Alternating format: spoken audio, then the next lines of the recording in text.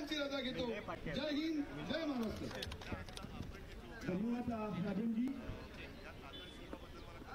होती म्हणून आपण युनेस्कोकडे हा प्रस्ताव दिलेला आहे. पण ही सुद्धा जागा या वादग्रस्त रिफायनरीमध्ये येते हे मला हल्ली कळलं.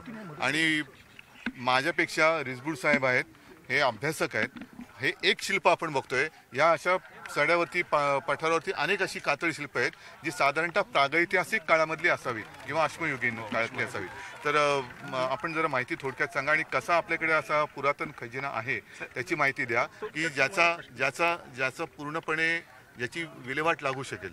जागतिक वारसा म्हणून याचं नोंद झालेली आहे. नाही, नोंद होते व्हावी म्हणून